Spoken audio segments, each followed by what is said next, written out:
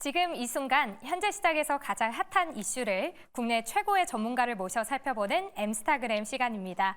M스타그램 정말로 있는 계정입니다. 지금 바로 팔로우 눌러주세요. 네, 오늘의 주제 해시태그로 살펴보겠습니다. 8회 연속 기준금리를 동결했는데요. 한국은행이 오늘 3.5%로 기준금리를 동결했습니다. 아쉬워하셨을 분들 참 많으실 텐데요. 이 통화정책의 제1의 목표는 물가 안정이죠. 그런데 물가 안정 측면에서 아직 소비자 물가 상승률이 3%대에서 내려오지 않는 데다가 가계대출 증가세도 확실히 꺾였다라고 보기 어려운 만큼 더 지켜보자라고 판단이 되고 있습니다. 하지만 이 부동산 PF 또 2년 연속 경제 성장률 1%대 추락을 막으려면 기준금리를 낮춰야 한다는 의견이 우세한데요. 이창용 총재는 이 태양건설에 대해서 한은이 대응할 때가 아니다라면서 선을 그었습니다. 그리고 오늘 밤 발표될 미국 CPI 지수는 전월 대비 0.2% 오를 걸로 예상이 되면서 3월 금리 인하 가능성은 64.5%를 기록했습니다. 더 자세한 이야기 지금부터 M스타그램 통해서 나눠보겠습니다.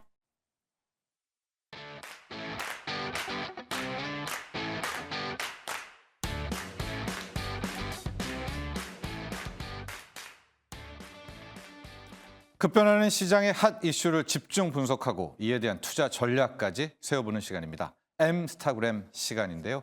자, 여러분 오늘 올해 첫 번째 한국은행의 금융통화위원회가 열렸습니다. 당연히 예상대로 금리는 동결을 했습니다.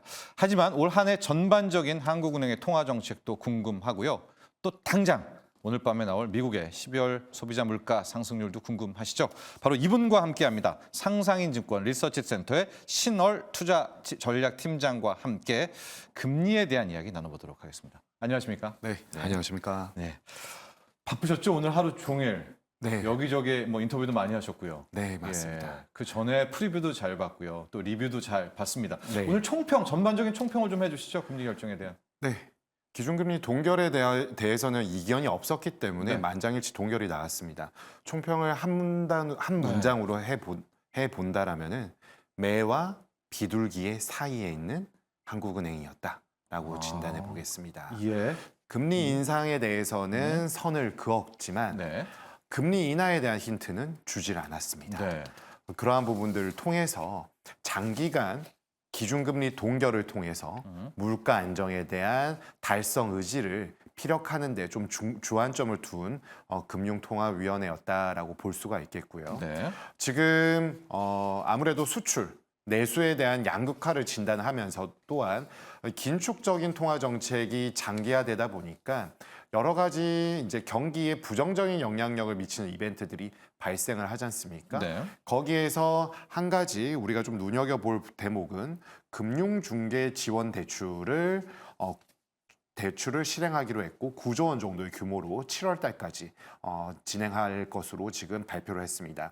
이러한 부분에 대해서 기준금리 동결에 대해서는 만장일치 의결이 되었지만 이 금융중개 지원 대출 9조 원에 대해서는 금통위원회 이견이 있었던 것처럼 가장 큰 이유는 물가에 대해서 여전히 안심하기에는 다소 이르다라는 점 때문에 시장이 고대하던 금리 인하에 대한 힌트는 없다라고 요약을 해볼 수가 있겠고 이창용 총재는 사견이겠지만 사견이라고 전제를 한 가운데에서도 6개월 정도는 금리 인하에 대한 부분들을 고려하기는 좀 다소 어렵다라고까지 얘기를 했습니다. 공식적으로 당분간이라는 단어는 약 3개월을 지칭하기 때문에 금통위원들의 의사는 3개월, 이창용 총재의 사견을 전제로 했을 때는 6개월 정도는 금리 동결에 대한 부분들이 좀 포커싱이 되는 그런 금통이었다라고 볼 수가 있겠고요. 네. 지금 1년째 기준금리를 동결하고 있습니다. 그러다 보니까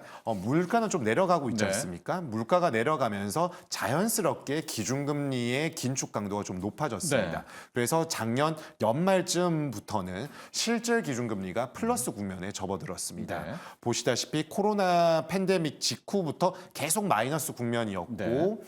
이러한 부분들은 통화 정책보다 물가에 대한 부분들이 좀 덜 긴축적이었는데 22년도 상반기부터는 워낙에 가파른 기준금리 인상이 있었기 때문에 긴축에 대한 강도가 높아졌고 실질 기준금리 또한 레벨이 마이너스에서 플러스로 전환되었다라는 점은 좀 전에 말씀드린 것처럼 매는 아니었다라는 점을 시사하는 것처럼 금리 인상의 추가 필요성은 이제 크게 없다. 필요성에 대해서는 좀 부인하는 모습까지 확인할 수 있었던 그런 회의였습니다. 이 대목을 한번 보겠습니다, 여러분. 이제 이게 기준금리잖아요. 명목 기준금리라고 할 텐데 지금 계속 8번 연속 동결을 했음에도 불구하고 실질 기준금리는 상당히 긴축적으로 올라오고 있습니다. 이 부분이 이제 물가가 안정되면서 네. 체감하는 금리 수준은 올라갔었고 아마 이런 부분 때문에 오늘 통화정책 보고서에도 추가 긴축 필요성은 빠진 거죠. 네, 맞습니다. 예. 추가 긴축 필요성이라는 라는 문구가 삭제되었습니다. 네. 그 부분은 일단은 위는 막혀 있으나 네.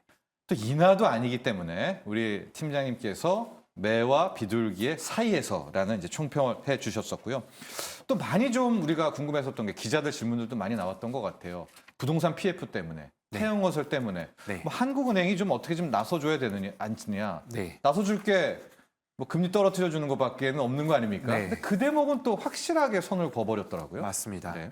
일단 부동산 가격에 대한 기대감이 가계부채 그리고 부동산 PF에 직결된다라는 발언을 했었고요. 네. 이 태형으로 인해서 시스템 리스크로의 확산 가능성에 대해서는 선을 그었습니다. 네. 그렇기 때문에 여기에 대해서는 뭐 이 이슈에 대해서 한국은행의 스탠스가 어떠한가에 대한 입장을 기자들이 질문을 했지만 네.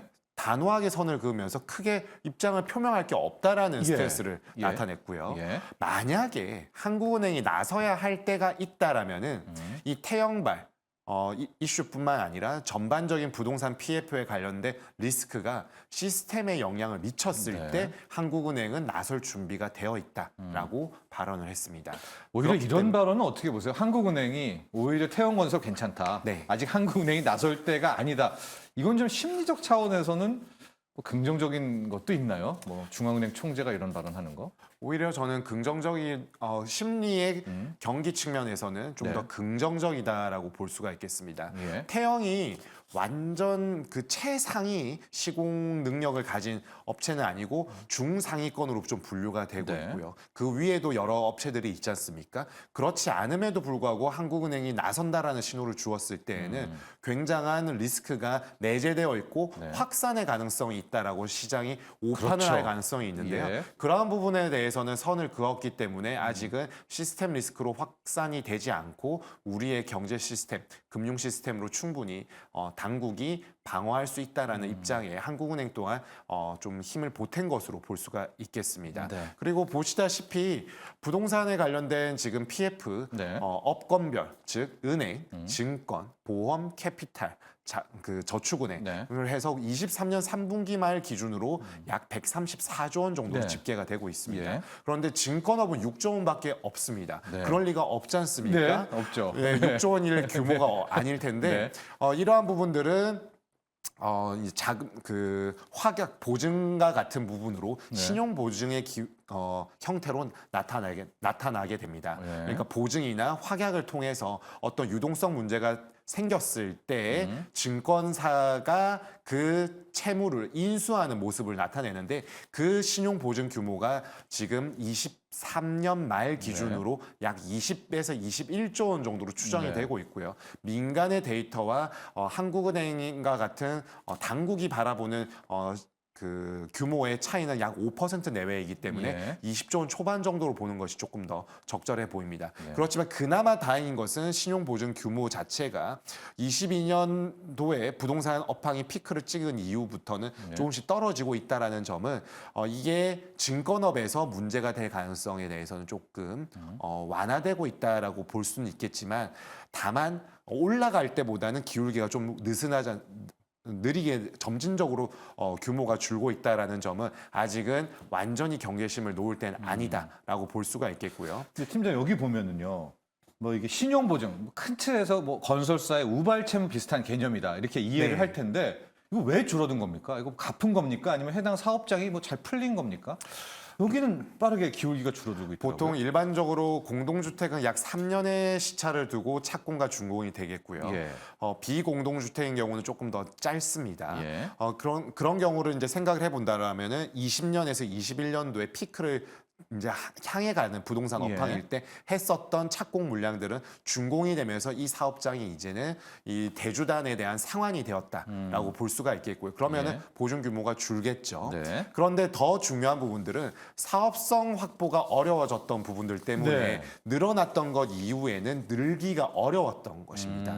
즉 22년 하반기부터는 올 스톱이 되었다라고 보는 것이 좀 더 적절하겠고요. 집행이 안 된 거네요. 그렇죠. 자금 집행이. 예. 자금 집행이 네. 안 됐고 삽을 뜨기가 굉장히 네. 어려워졌다라는 점이고 그나마 지금 남아 있는 것이 천천히 해소된다라는 것들은 네. 여러 가지 금리나 공사비 이슈와 같은 부분들 때문에 준공이 조금 지연되고 네. 여러 가지 이슈들이 있어서 점진적으로 해소되고 있다라고 보는 것이 적절하겠습니다. 증권업 입장에서는 이렇게 신용보증 규모가 그래도 기울기가 떨어지고 있다는 요 대목은 그래도 좀 네. 긍정적인 뉴스다 이렇게 보면 될 것 같고요. 중요한 얘기 2개 남았습니다. 일단 물가에 대한 한국은행의 시선 이것과 함께 한국은행은 도대체 언제 금리 내리는 거야? 네. 이 2가지 얘기를 좀 함께 해주시겠습니까? 네. 지금 연간 소비자 물가 상승률 전망치를 2.6%로 제시를 해 놓은 상황이고요. 네.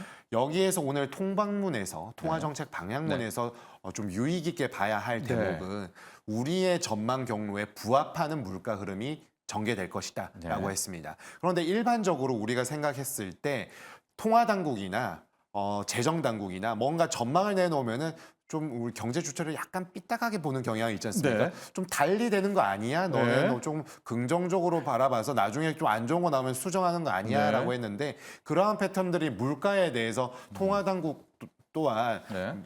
맞추기가 굉장히 어려웠었던 팬데믹 이후의 네. 시점이었었거든요. 그런데 오랜만에 우리의 전망 경로에 부합한다라고 했던 부분들은 물가의 상승률을 확대시키는 즉 물가 상방 리스크 요인이 수면 위로 부상할 가능성이 상당히 낮다, 제약적이다라고 볼 수가 있겠습니다. 예. 즉 인플레이션이 더 나타날 가능성이 좀 별로 없어 보인다라고 통방문에 적시를 했기 때문에 네.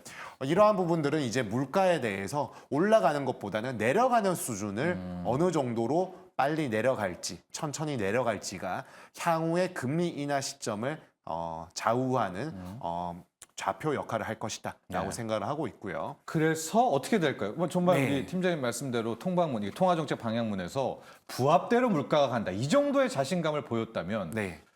뭐 금리 인하도 뭐 나름 기대해 네. 볼 만한 건가요? 맞습니다. 아까 보셨다시피 실질 기준금리가 약 3년 만에 플러스로 전환이 되었고요. 한 3년 반 만에 플러스로 전환이 되었고요. 실질 기준금리는 더 긴축 국면으로 향해 가는 그렇죠. 플러스의 영역이 커질 것입니다. 예. 그러한 부분들은 이제 추가 긴축이 필요 없다라는 점이고 예. 긴축의 강도가 높아졌을 때는 물가, 경기, 금융 시스템에 대한 부분들을 두루두루 살펴보는 통화 당국의 입장으로 변할 것입니다. 예. 즉 간단하게 요약해서 말씀드리자면은 작년까지는 물가만 바라봤다라면은 네. 올해부터는 다 볼 거다. 경기도 뭡니까? 경기도 볼 것이고요. 네. 보시다시피 경제 심리 지수 순환 변동치가 네. 지금 이 에메랄드 색상으로 좀 보이는데요. 네. 여기에서 90 레벨에서 올라가다가 기울기가 상당히 좀 둔화되면서 확장 국면에 네. 아주 약하게 들어가고 있죠. 예. 수출이 끌고 가고 있지만 내수나 기타 금융 시스템, 특히나 긴축 통화 정책의 영향력이 확산되는 동결 국면의 후반부에서는 네. 부정적인 이벤트들이 발생할 수밖에 없습니다. 그러한 측면을 고려할 때 1분기 이후, 즉 1분기 말에 대한 지표는 2분기부터 확인이 가능할 것인데 네. 2분기 때에는 물가는 안정이 되었는데 경기가 더 확장적이지가 못하다라고 생각이 되면은 네. 금리 인하를 통해서 완화적인 통화 정책을 하는 것이 아니라 중립 금리로 좀 되돌리는 수준의 네. 금리 인하가 나온다라고 보는 것이 적절하겠고 예. 그리하여서 저희가 볼 때에는 4월 금통위에서 금리 인하 신호가 나올 것이고요. 예. 그러니까 금리 인하를 나타내는 금통위원이 손을 들 것으로 보여지고요. 5월 말 금통위에서 금리 인하가 빠르면 가능하다라고 생각하고 있습니다. 자, 근데 이 대목에서 우리 또 방송 보시는 시청자분들은 한국은행 미국 눈치 보는 거 아니야? 이제 미국 연준이 안 내리는데 한국은행이 내린다고? 이제 이런 또 생각도 할 수도 있고 또 우리가 미국과 좀 후행하는 네. 직지하는 것도 그동안의 많은 행태 아니었습니까? 통화 금리 결정이. 맞습니다.